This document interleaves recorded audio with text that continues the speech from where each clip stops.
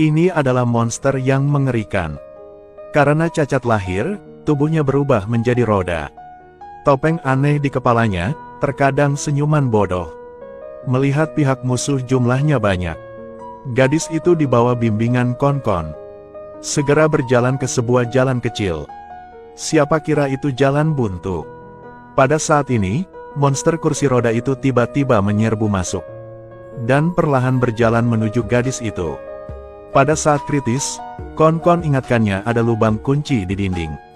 Gadis itu dengan cepat mengeluarkan kunci emas. Putar kuncinya dengan lembut. Ia memang membuka pintu rahasia. Lalu dengan cepat bersembunyi di dalam. Ketika roda aneh itu sampai ke dinding. Karena tidak memiliki anggota badan, ia hanya bisa menatap dengan marah. Lalu mengutuk dan meninggalkan tempat ini. Pada saat itu, gadis itu terkejut saat mengetahui ada robot di dalam ruangan ini. Melihat usianya yang sudah tua, lambang pengawal kerajaan juga tercetak di dadanya. Termotivasi oleh rasa ingin tahu, dia mengikuti petunjuk penggunaan di baliknya. Segera menggerakkan per utama emas. Robot itu segera membuka matanya lebar-lebar dan terima gadis itu sebagai pemiliknya. Dia juga ingin memikul tanggung jawab menjadi pengawal. Membawa mereka berdua keluar dari sini. Siapa sangka begitu mereka sampai di luar. Monster beroda yang tak terhitung jumlahnya mengelilingi mereka dari semua sisi. Untungnya, kekuatan bertarung robot itu meledak, hanyalah pukulan cinta yang melingkar. Segera menyebabkan puluhan monster berjatuhan ke tanah. Kemudian dia mengayunkan tinjunya dan menjatuhkan pria berambut merah itu. Melihat pemimpinnya ditangkap, para monster roda takut dan melarikan diri. Setelah ditanyai, mereka mengetahui, jika ingin keluar dari sini, mereka harus menemukan ratu. Di bawah bimbingan si pria berambut merah, keduanya tiba di sebuah kastil kuno. Dekorasi formal mewah yang membuat mereka pusing. Hingga mereka melihat ratu duduk di kursi. Gadis itu langsung mengutarakan niatnya saat datang ke sini. Lalu dia sendirian dengannya ke ruang rahasia. Namun perabotan di kedua sisinya membuatnya merinding. Pintu di kedua sisinya terdapat kepala manusia. Gadis itu begitu ketakutan hingga tidak berani membuka mulutnya. Sampai ia tiba di sebuah lemari yang kosong. Ratu menggunakan kunci ruby untuk membukanya. Lalu masukkan kepalanya ke dalamnya. Di bawah tatapan terkejut gadis itu, Ratu tanpa kepala mengeluarkan kepala lainnya. Dia pegang kepala ini depan dadanya dengan lembut dan tanyakan bagaimana keadaan kepala ini. Menurutku dia sangat cantik. Aku pikir sama. Kemudian dia meletakkan kepalanya di atas. Bahkan ingin meninggalkan kepala ini pada gadis itu. Gadis itu dengan putus asa berteriak minta tolong. Kon-Kon dengan cepat datang dan segera mematuk tubuh ratu. Robot itu mendengar suara itu dan ingin membantu. Tetapi pada saat kritis, pegasnya patah dan tidak bisa bergerak. Dia hanya bisa menyaksikan ratu membawa gadis itu pergi. Mengunci mereka berdua di loteng. Di sini gadis itu menemukan kepala labu yang terbagi menjadi 7 bagian. Gadis baik hati itu segera memulihkan kesehatannya.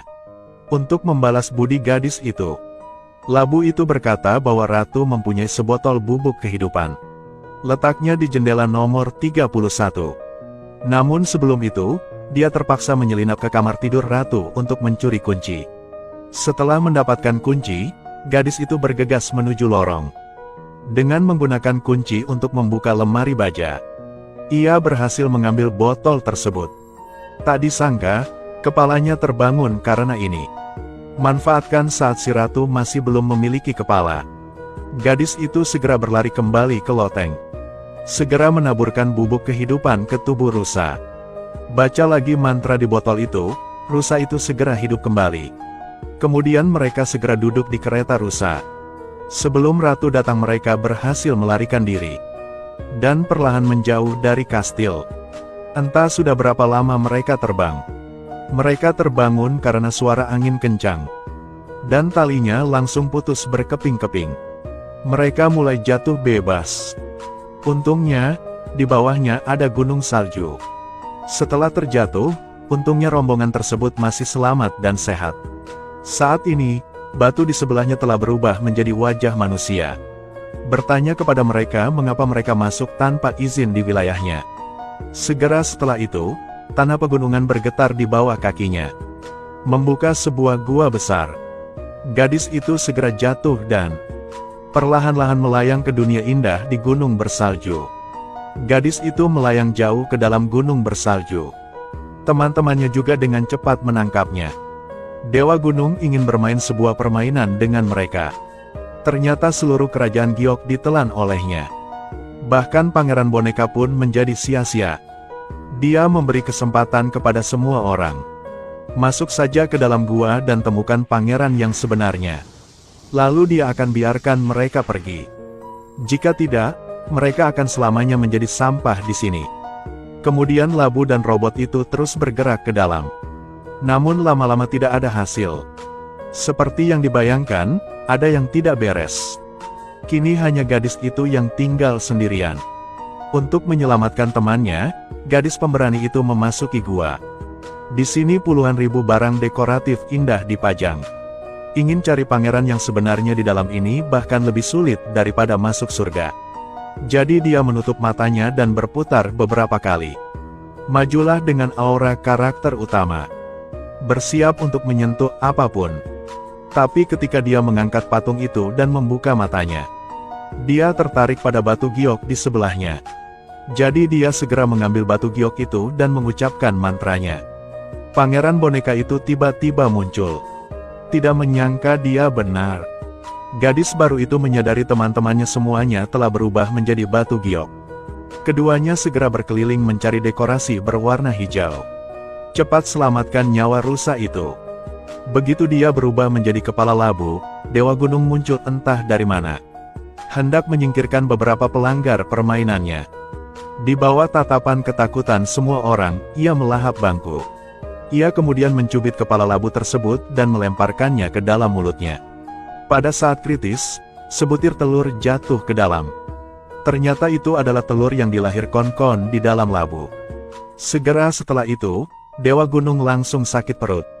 Karena ini telur beracun. Tubuhnya terkorosi. Gadis itu menemukan sepasang sepatu rubi di antara abunya. Setelah membalikkan hak sepatu, mereka semua keluar dengan selamat. Dengan kematian Dewa Gunung, semua orang kembali ke wujudnya. Ratu telah terperangkap. Seluruh kota Batu Giok bersinar kembali. Masyarakat dengan gembira menyambut kembalinya gadis itu. Berterima kasih dia dan teman-temannya, karena telah menyelamatkan kota Batu Giok. Sejak itu gadis itu hidup bahagia di sini. Setelah menonton film ini, aku memahami sebuah kebenaran bahwa testis ayam beracun, sehingga tidak bisa dimakan sembarangan.